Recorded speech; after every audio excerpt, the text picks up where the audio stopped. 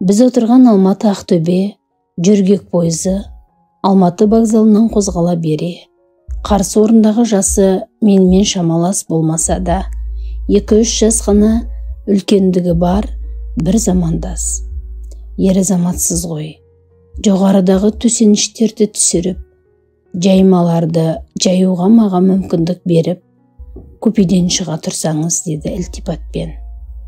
Сәлден соң купе есігін ашып, келіп жайғаса беріңіз, деді.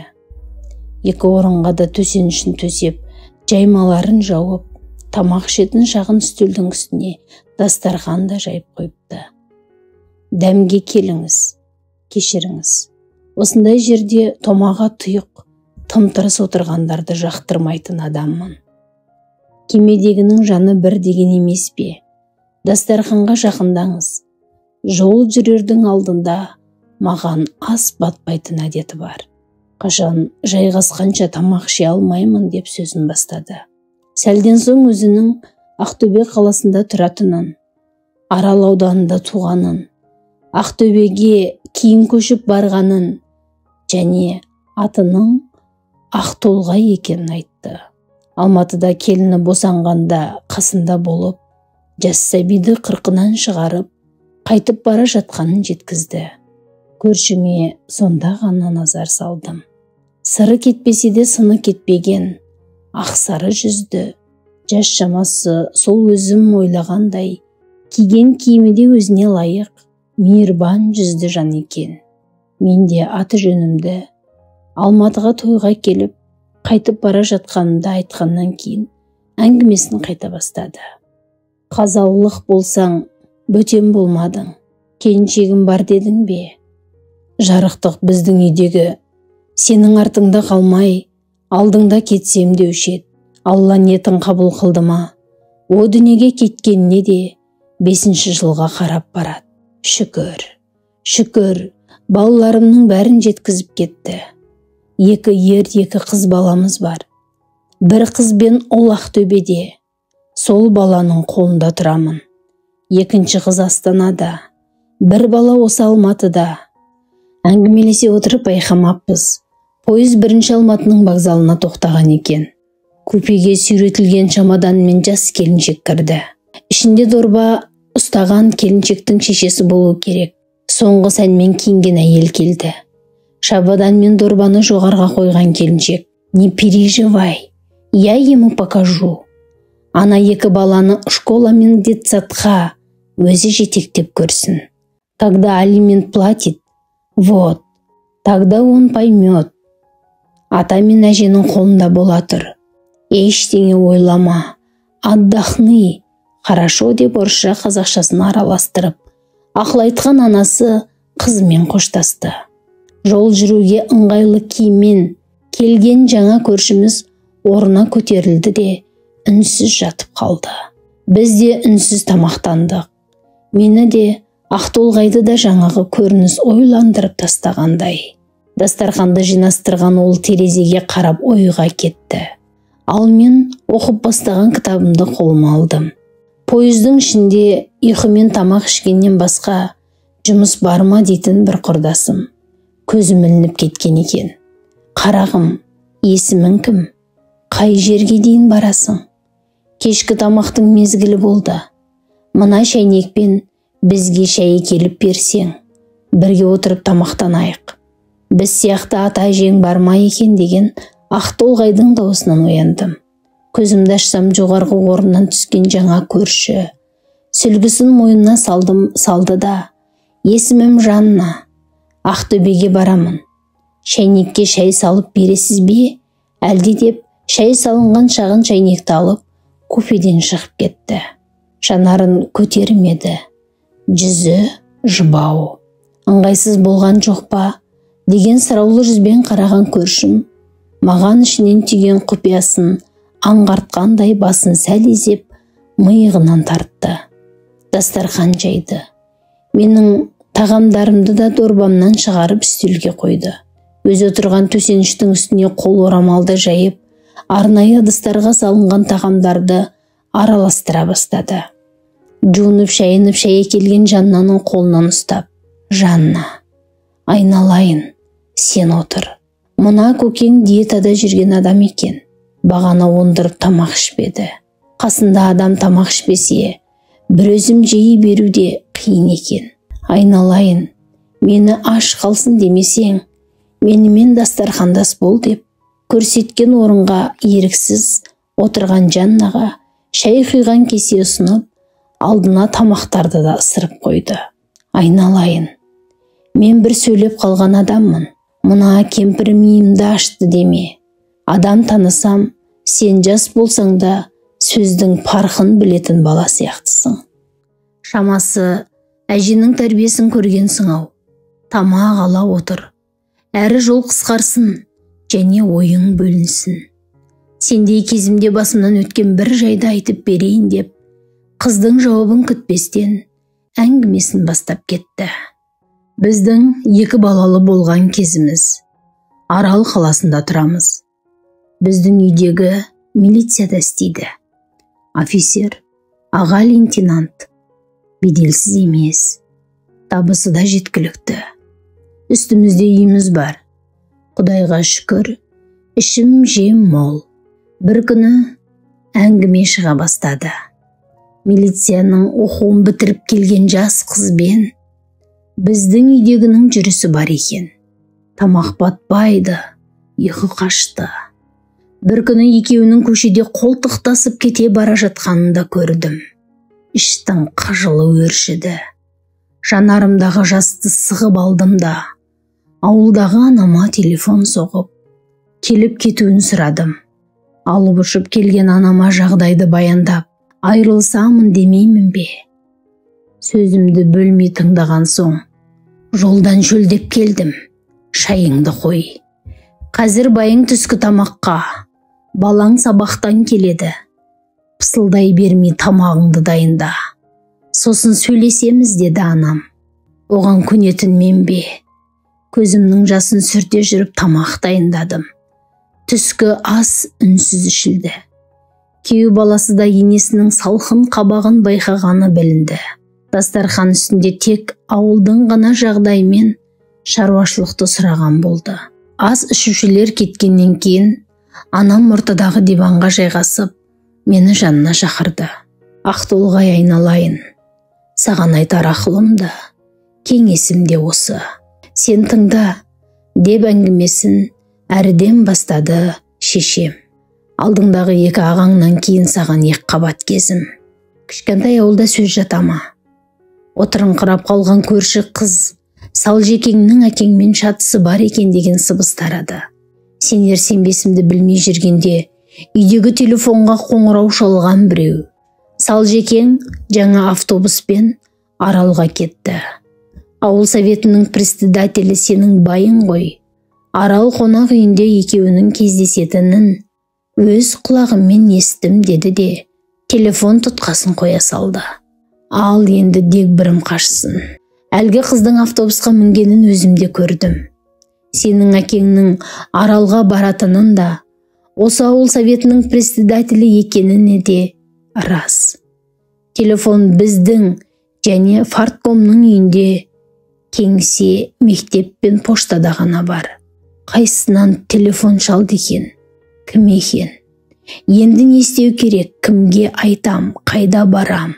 Үйдің шаруасының бәрі далада қалды. Қолым ештеңеге бармайды. Түскі тамақты балаларға жылтып бердім де жатып қалдым. Қыз жігіт болып жүріп үйленгеніміз, балалардың өмірге келген сәті, бәрі ой елегінен өтіп жатты. Сенің әкеңді ондай іске қимадым. Мүмкін сендерді де ойлаған шығармын. Жатып сабыр сақтап, сыр бермеуге шешім қабылдадым. Осылай ұйқылы ояу жатқанымда, таң алдында әкең келді. Жазылмаған төсектің үстінде киіммен бүк түсіп жатқан маған сәл қарап тұрды да, жаныма жантая кетті. Үстінен қызыл шарап пен әтірдің иісі мүңк ете қалды. Ішімді қызғаныштың қызыл шоғы ма, әлде дәрменсіздіктің суық мұзы қарып өткендей болды. Сол сәт жылап жібергенімді осы кезге дейін таң қалам. Теріс айналып жаттым. Ол да киіммен жатқан күйі қалғып кетті. Таңертең күндегіден де ерте тұрдым. Ет шыжғырып, сұйық сорпа жасадым. Шифонерден костюм шалбарын, жуылған көйлегін үтіктеп, галстугіне дейін шығарып қойдым да ояттым. Тұр, үстіңдегі иіспен жұмысқа қалай барасың?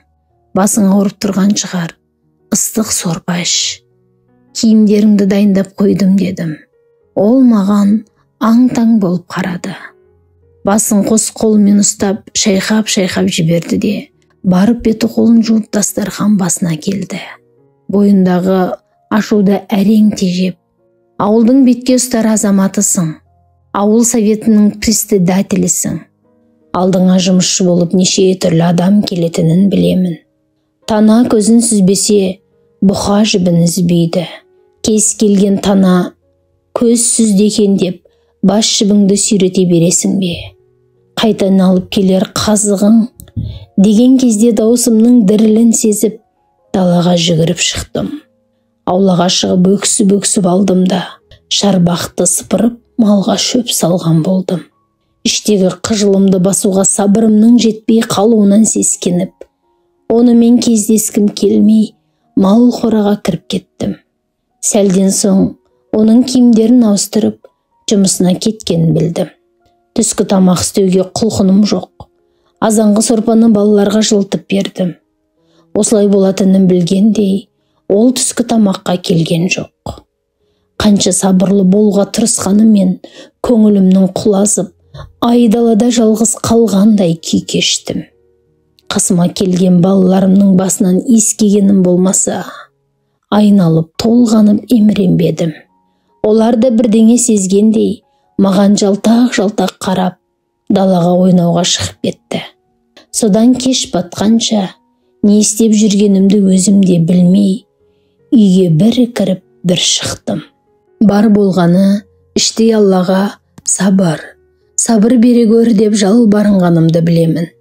Ымырт үйірлі есіктің алдына парткомның жеңіл машинасы келіп тоқтады да, кідірмей жүріп кетті.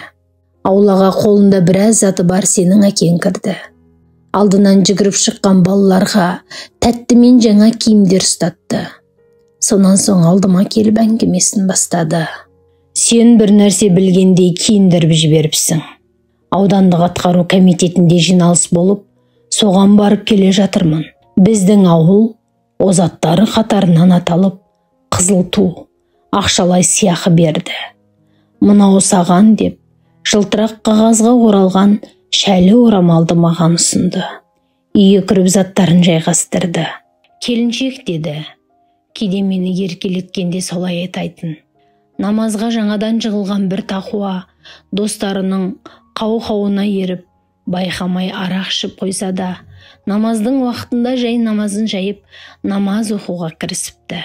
Қасындағы досы, бауырым, құбыла ол жақта емес қой десе, менде құбылаға қарайтын бет жоқ деген екен деді де, шорт бұрылып, аяғын тез басып далаға шығып кетті. Көңілім алай-дүлей болып тұрғанмен, оның шорт бұрылған жүрісінен секем алып, жылдам басып шығар есікке бардым. Әкең алысқа көз жіберіп, темекісін үсті-үстіне сорғыштап тұр екен. Есіктің жақтауына сәл сүйеніп тұрдым. Жаңағы әкең айтқан намазханның қылығы ойыма оралып, езу тарттым. Ақырын барып, иығына басымды қойдым. Ол қолындағы шоғы сөнген темекісін лақтырып, мені бауырына тартты. Сол сабырлықтың арқасында шаңырақ шайқалмады. Бесеуіңді өсіріп жеткіздік деген кезде бағанадан бері көкейімде тұрған сұрақты қойдым. Шеше, Сәлкежан, ауылдағы бәрімізді айналып толғанып жүрген әдем апай ма? Иә, сол көк соққан. Сол оқиғаға бір айдай болғанда үйге келіп аяғыма жығылып кешірім сұрап, мен білмейтін жағдайларды жайып салды ғой деді шешем. Сенің әкеңді көре алмайтын біреулер байқұс қызды ойыншық қылып, сенің әкеңе көзін сүздіріп, ертеңіне аудандық партия комитетінің үстінен домалақ арызды айдап жібереді ғой. Абырой болғанда сол кезде домалақ арыз қаралмасын деген қаулы шығып, арыз басылып қалады. Әлгілер енді байғұс қызды милицияға шақырып қорқытады. Сенің қонақ үйде ауыл советінің председателімен бірге болғаныңды біліп отырмыз. Сол жерде ауыл советінің председателі мені зорлады деп арыз жазып бер дейді. Ал бойжеткен автобустан қалып қойып қонақ үйге барғаным рас. Сол қонақ үйде аудандық жиналысына келген ауыл советінің председателін көргенімді де, солардың машинасымен ауылға қайттым. Мені ешкім зорлаған жоқ деп жазып берген арызына олар ертең ауыл советінің әйелі аукорткомға арыз жазады. Сонда көресің, осы арызың алдыңнан шығады. Біреудің отбасын бұзған жезөкше ретінде сотталасың деп қорқытады. Содан ұйқысыз, күлкісіз жүрген бұған біреу біздің үйде ұрыс керіс болмағанын, үй сыртынан ондай жағдай сезілмейтінін, менің арыз беретін адамға ұқсамайтынымды жеткізеді. Содан байғұс қыз екі өкпесін қолына алып, аяғыма басырды. Көп ұзамай қыздың қарт әке-шешесі бірінен кейін бірі қайтыс болды. Өзі де 2 рет үйленіп, біреуінен тірілей, біреуінен өлі айырылды. Соны көрген мен оны аяп, әкеңе қолқа салып, балабақшаға тәрбиеші етіп қойғыздым. Өзі де балажан екен. Балаларға өбек дегенде жаны қалмайды. Содан бүкіл ауыл әдем апа атап кетті ғой. Қызым айналайын, сабыр түбі, сап алтын. Яғни айтқанда сабыр түбі таза алтын деген. Сабырлықтың арқасында тапқан сап алтындарым сендерсіңдер. Ашуды ақылға жеңдірген жөн. Ал сен байым біреумен қолтықтасты деп пырс етесің. Байыңның жұмысы ауыр, күні түні жүреді. Оның үстіне қауіпті жұмыс. Сені деп пысылдап, жағдайын жасауға селқостық танытып, не болса соны айтып мазасын алсаң. Отбасы жылуын сезбеген еркек жылуды басқа жақтан іздемегенде қайтеді. Есі бар еркек болса сендерді жылатпас. Бақытыңның кілті өзіңнің қолыңда. Ал жағдай ушығып бара жатса, оны көрерміз деді. Анамның осы ақылы санамасыңды. Отағасын қайда бара жатсың, қайда жүрсің деп мазалаған емеспін. Қай уақытта келсе де, кімді ертіп келсе де қабақ шытпадым. Топырағы торқа болғыр. Өлерінің алдында 4 баласын және мені шақырып алып, бұл өмірде өзімнің анама, сосын мына ақ толғайға ғана қарыздармын. Еркелігімді де, тентектігімді де көтерді. Әйел болып алдымды кеспеді. Кемшілігімді кешірді, беделімді өсірді. Сендердің де бар тауқыметтеріңді осы кісі көтерді. Мен өкіметтің тапсырмасын орындаймын, қылмысты азайтамын деп жүрдім. Осы кісінің алдындағы парызымды өтей алмай бара жатқаныма өкінемін. Мені ол жақта тыныш жатсын десеңдер, аналарыңды өлгенше аялаңдар деп көзіне жас алды. Ал мен болсам, анамды есіме алып, көз жасымды сығып алдым. Бұл жайды сөздің парқын біледі-ау деген жандарға, қыздарыма ғана айтамын.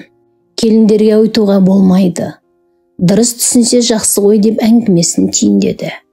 Әңгіменің аяқталғанын сезіп, сағатыма қарап, біраз уақыт болыпты-ау, өз батам өзіме деп бетімді сипап купеден шықтым.